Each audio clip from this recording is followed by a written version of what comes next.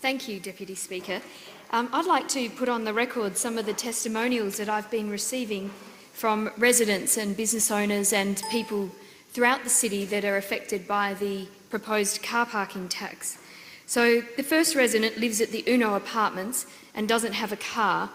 The Uno Apartments were approved and built with only 36 car parks for 146 apartments. As she doesn't have street frontage, she's not entitled to a parking permit from council.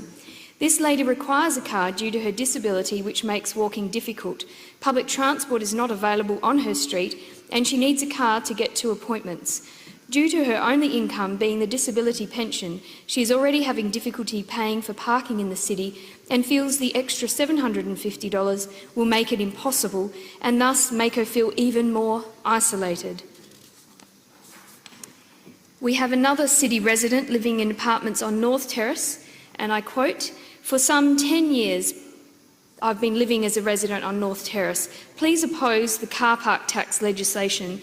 As my apartment does not have a designated car park, I have to lease on an adjacent terrace car park with a monthly rate. Why should I be subject to the tax when I live here? And furthermore, when friends come to visit and park in the adjacent multi-level car park, they will also be subject to pay extra for the privilege of visiting me. City businesses will also suffer." Another female resident, also on North Terrace. "Hi Rachel, I'm very concerned about the proposed new car park taxes. I'm a city resident and I've heard that residents could be exempt. However, my permanent car park, for which I already pay $270 a month, is a public car park adjacent to my building. When I bought my apartment, there was no car park with it." Another letter that came through today. "I'm both a CBD resident and run a retail luggage business in the city. I'm writing to express my strong opposition to the car parking tax proposed by the Labor government. This bizarre tax will make it more expensive to live, to work, to shop and to experience the nightlife in the CBD. It is a nonsense, illogical for government to be claiming that it is trying to revitalise the CBD and at the same time making it more expensive to participate in the life of the city. The Labor government cannot claim that it has a mandate for this tax because it is a minority government and it's only propped up by two independents. One is a genuine independent and the other was elected as a Liberal. It has been a Liberal policy from prior to the election that the car parking tax should not be introduced. Hamilton Smith, if he has even a faint wisp of integrity left in his bones, could not support such a tax. If it is a constitutional crisis that is the outcome of the Liberal Party standing its ground on this issue, then so be it. Stand firm, be strong. Kind regards." A CBD supermarket owner. An owner and family-run small business that has leased parking spaces outside of his shop so that customers can park there for free states that the business will have to pay $750 per annum on the levy passed on to it by the owner of the car parks for every one of those spaces. The owner explained that the levy will be added to the cost to his business and ultimately mean he will have to work longer hours or probably not employ at least one other staff member.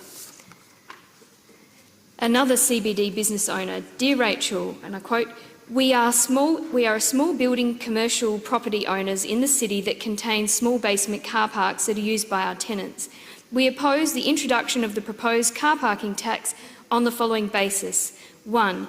We offer affordable office space to small businesses, which includes basement car parks. The levy will greatly affect small business and encourage them to move out of the city. We may then be faced with higher vacancy rates in the city. 2. Car parks that form part of an existing office space lease are locked in for years and there is no avenue to recover the levy from the tenant. Small tenants generally do not pay outgoings as part of their lease. Basically, the landlord is stuck with paying the levy with no avenue for recovery. This is unfair. 3. Some of our car parks are tandem, that is, two parks one behind the other. These are hard to lease. We discount the inferior park by 50% in these circumstances. It would be unfair to levy equally to both parks. 4, some of our car parks are inferior, that is, small parks that fit small cars only or are difficult to get into due to a column, a wall and height restrictions.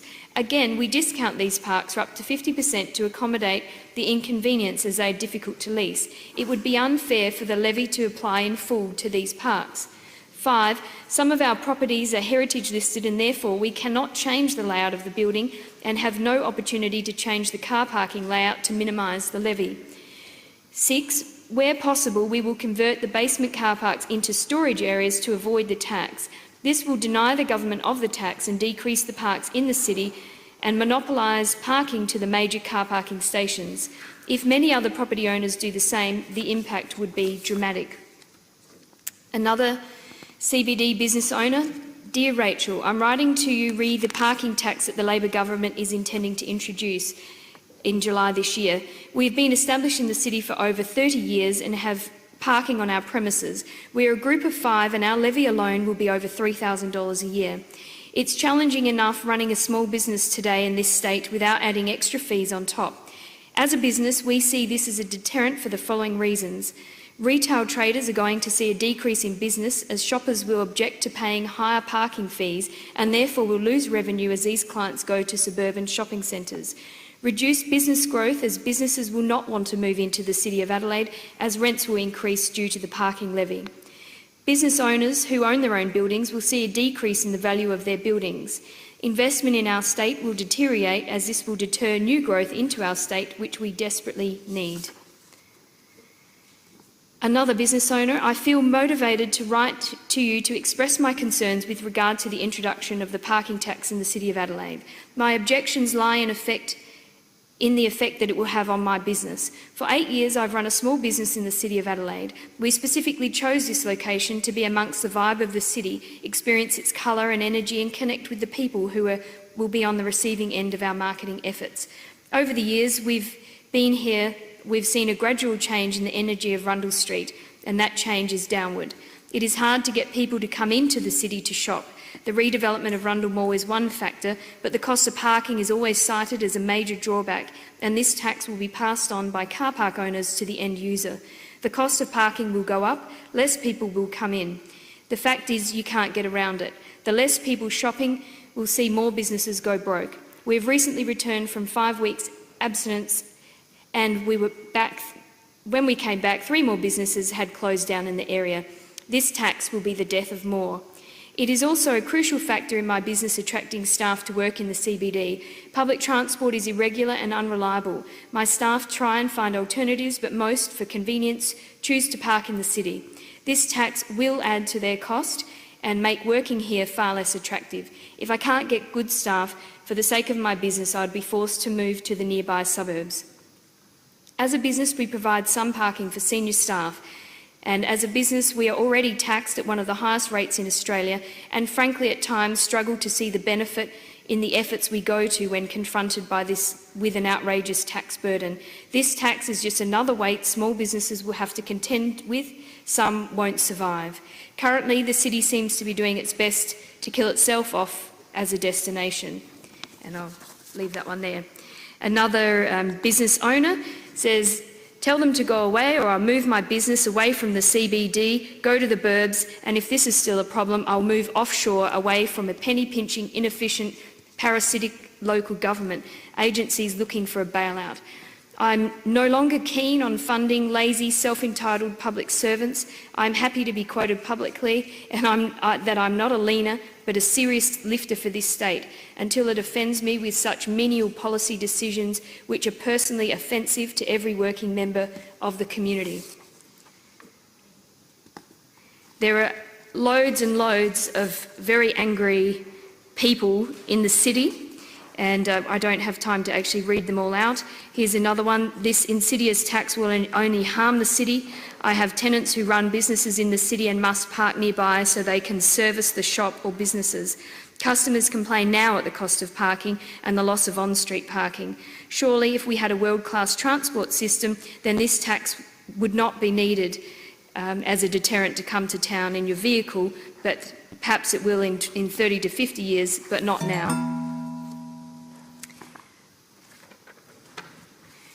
Okay, so residents have been encouraged by the Labor government to move into the city and are rightly angry that they are now going to be hit by this $750 tax per year, which could even have GST included on top. We couldn't identify. While the Wetherill government is spruiking a vibrant city on the one hand, it is introducing a toxic car park which will have the exact opposite effect. South Australians are already struggling under ever-increasing cost of living pressures and the highest taxes in the nation. The last thing businesses and households need in this state is another tax.